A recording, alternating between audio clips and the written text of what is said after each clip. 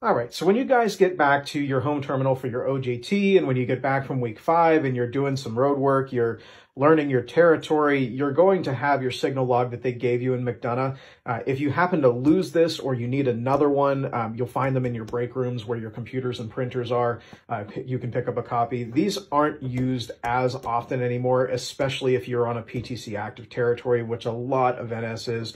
If you're in some of the areas in the South, you might run on track authority. You might end up in a 171 territory.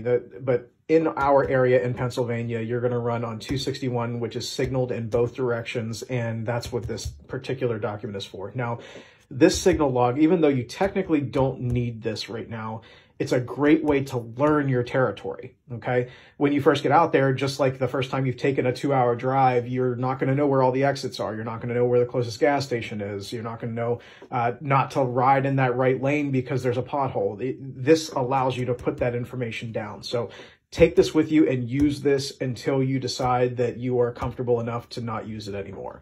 That being said, the only thing required of you to do when you end up in here is to fill out the top of this form on your ride. So you're going to put in your train ID. You're going to put in whether PTC was active. This train actually was not a key train. The train clearance number, the date that you rode, the people on your crew, the lead locomotive number, and the division that you're on. These 2 numbers will show up on the top of your crew call in case you were wondering where to find that. Now, where do you get the rest of this information? Well, when you get to the terminal for your shift, you're going to print a train consist. You're going to print basically a wheel report, and you're going to print this train summary report. Now, this train summary report will have all that information. You'll have the date, the train that you're riding out on. So that covers these here, the date. The train clearance number that you're looking for is always going to be on the second page here. So second page, train clearance number, 2147.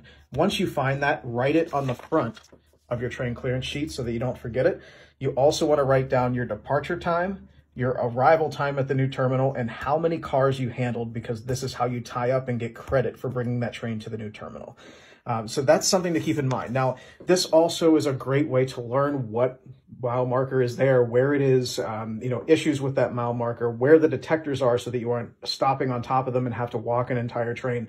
Do this until you're comfortable enough not to use it anymore. This will be a great training tool as you go through. Usually a train ride will take both pages here, and you can also keep some notes. Try to keep notes out of here if you can. Take a little black book and write down something on that. But this is a great way to learn your territory. Make sure you use it until you don't need it anymore.